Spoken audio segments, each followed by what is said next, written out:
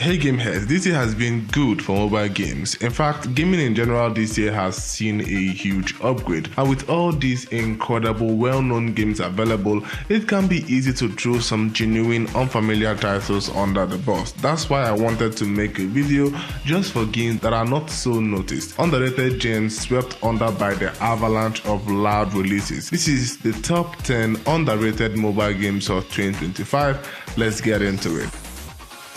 Starting off with Wall of Insanity 2, a third-person horror shooter, Resident Evil and Mass Effect vibes from the creators of the Slaughter series, a big publishing name in the mobile game indie space, so it is kind of insane, see what I did there, that their brushed up sequel didn't do quite well and amassed only a handful of downloads since August. Wall of Insanity 2 is the direct sequel that sees you playing as a cop who during a raid of a cult finds himself face to face with deadly horrors and grotesque monstrosities. The story and atmosphere seem to fit the check marks for a good Resident Evil clone, and Mela Games has experience in this sort of stuff with an equally huge following as well as good ratings on Play Store to back them up. So seeing their game lie at 1,000 downloads only when the first game in the series had 100k still seems like insanity to me. It's kind of difficult to find a deck builder that doesn't rely solely on roguelike elements, which is why Fore-tales really caught my fancy. And like all good D&D inspired game, you assume the role of a thief, Volpain, but he is special, burdened by visions of the end of the world, and along a colorful cast of animal companions choose to either save it or watch it burn down. I personally like the replayability potential, as every decision, every companion, every card in your deck affects the broader game. The concept looks hella fun, and I know there is plenty of a mobile audience for it. So why is it here? Because of the downloads. Download count isn't great. Only 1k downloads since June. Sunset Hills hit me like a truck. Never would have thought this wouldn't be more wanted. A light-hearted adventure title with an ambient atmosphere, touching story and pretty visuals is usually enough to get the interest of many. But tie that up with mature themes such as the life of a war vet on a journey to discover himself, set in a world with anthropomorphic animals, is usually a no-brainer success. Alas, that isn't the case for Sunset Hills, with only 500 plus downloads since its release all the way back in June. And it is relatively cheap at $7.99, so I am bewildered by the utter failure.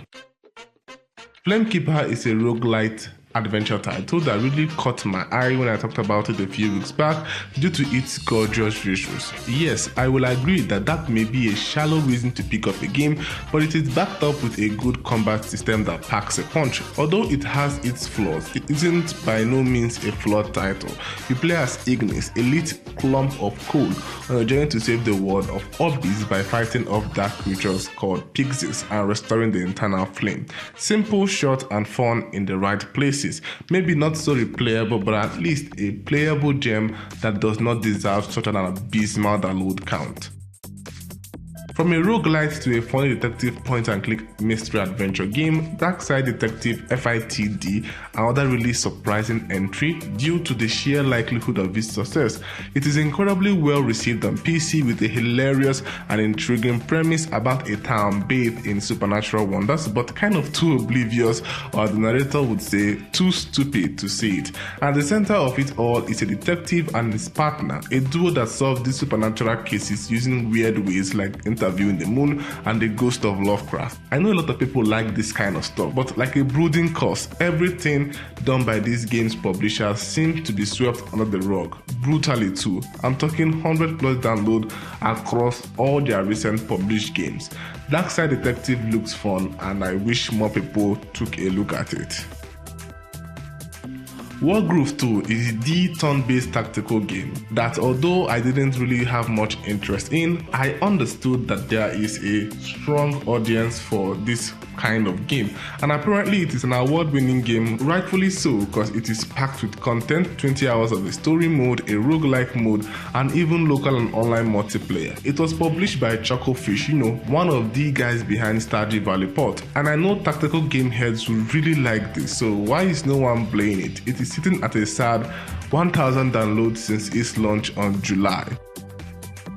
Next up is a 2-for-1 type deal, considered a cult classic up there with the gritty roguelike reality. I'm talking Lisa the Painful and its sequel, Lisa the Hopeful. And if you are scratching your head as to why you didn't know this got released this year, you must have not been watching my videos, so now is a good time to subscribe so you don't miss anything. Now, back to the video. The Lisa series is a stone cold, harsh and hardcore, gory turn-based roguelike with an even harsher decision making that results in brutal conclusions. The game, like I've said before, plays literal ping pong with your morality, particularly giving you two options: sacrifice yourself or your companions. The first game sees you playing as a man trying to reconnect with his adopted daughter, a journey that takes him through the dry and arid wastelands of a post-apocalyptic Earth. And the second game, well, I think it's best to just go in blind to avoid spoilers.